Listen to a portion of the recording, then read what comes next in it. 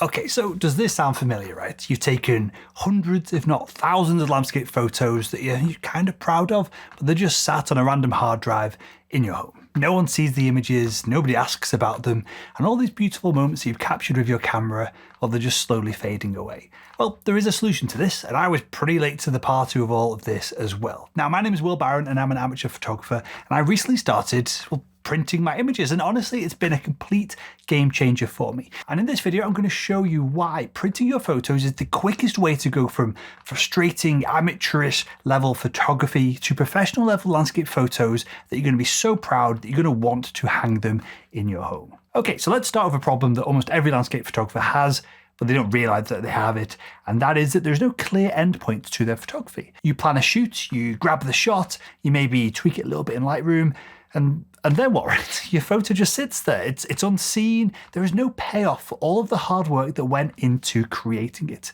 And without this endpoint, your landscape photography hobby can start to get a little bit boring and unfulfilling. And this is because our brains are thinking, what the heck was the point in going to all our effort to create this image if there's no end goal in sight? I mean, think of it like this, right? Humans are designed to have a desire to solve a problem. They then tackle that problem, and then they get a shot of dopamine as a reward, and then you complete that task over and over and over and over again. That's how we've survived for millennia. That's how we've become the apex predator on planet Earth. And if there is no shot of dopamine, then there's no completion of this motivation loop. And so your motivation to get out in nature, to do landscape photography, eventually just dies off completely. Now, if you were printing your photos, you can think of that motivation loop ending with a beautiful landscape photo print at the end of it. A print that you're so proud of that you want to frame it up and hang it on your wall at home. And just think of all the dopamine that's going to get released in your brain, both the moment that you physically hang it up on a wall, because that's an achievement in itself, but also every single time a family member or a visitor points to the image and goes, "Hey, did you take that?" That's going to be pretty motivating, right? And the value of printing your images goes way beyond pure motivation as well. Once you start printing photos, you're going to start shooting with intention, not just randomness or not just habit. Okay, so when you are printing photos regularly, the printing process doesn't just start when you're finished with your edit and you send it over to your printer to be beautifully printed out. No, printing changes how you shoot your shots in the first place. And I'm a prime example of this. My own photography has dramatically changed over the past 6 months since I've been printing out all my images at home. Before I was printing images, all I wanted to shoot was big, epic, grand vista shots, sunrise and sunset. But here is the issue with that. Those high dynamic range images look great on a YouTube video like this or on social media, but I don't really want to have them on my walls at home because, well, they're just a bit much. There's just a bit too much in your face as you walk in your front door. You want something perhaps a little bit more subtle and arty. So I had to level up my own photography to start getting intentional about the shots I wanted to hang in my home before I went out and actually shot them. And when you start to factor the room that you want the image to be hung in, the colour of the walls in that room, how big the print is going to be,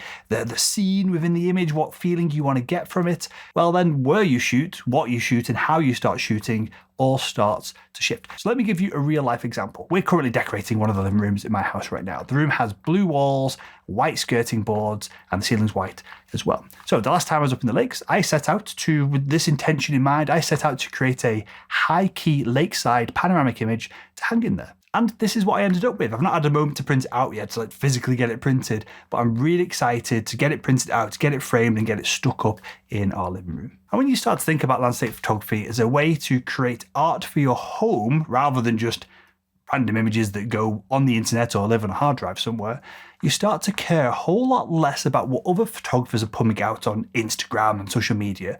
You start to create your own work rather than just copying other people. And, well, that's not it. Printing your landscape photos leads to another unexpected benefit.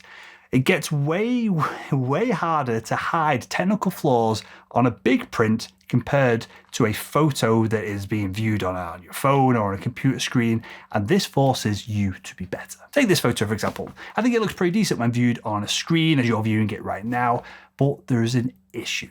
I was in a rush taking this as the light was very fleeting. My dog Walter was playing up as I was trying to take the image as well, and I completely forgot to take a series of photos to create a full high-resolution panorama of the scene. Instead, I captured a single shot in a single frame and I had to crop quite far in to get this scene all lined up.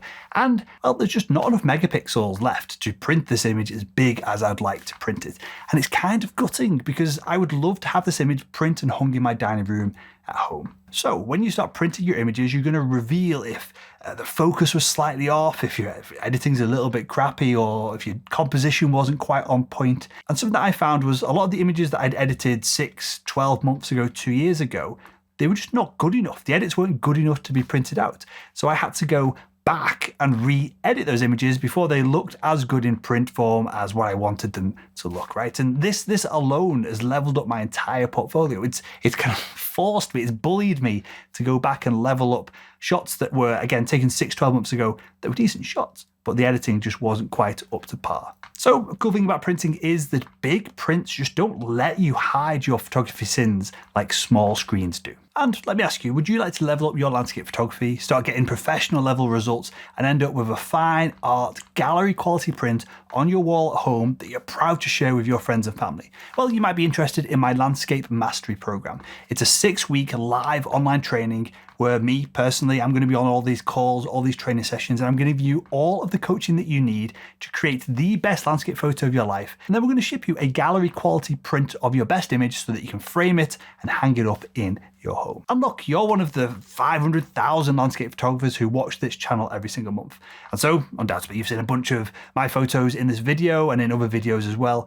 And the weird thing is that taking professional level landscape photos, like the photos that are on screen right now, it's not really that hard. All you've got to do is follow the step-by-step frameworks that the professionals use to get their photos, and then you can get professional level landscape results as well. So if you want to learn a little bit more about Landscape Mastery and the cohort that's running right now, click the link in the video description or scan the QR code that's on the screen right now. That's right, pause the video, press the pause button, get your phone out, open the camera app and get your bum off the sofa and scan that QR code.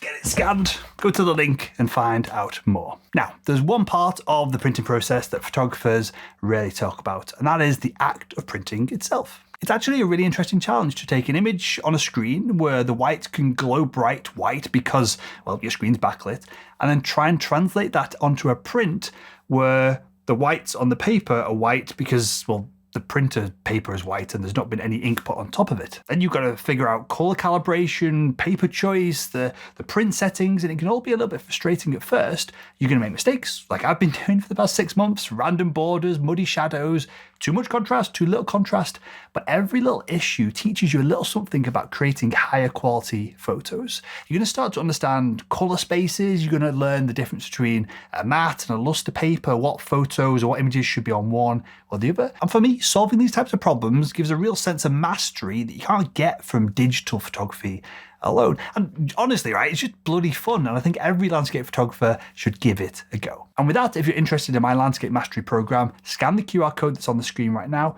Otherwise, click the video that's on screen down here and continue to improve your photography skill set.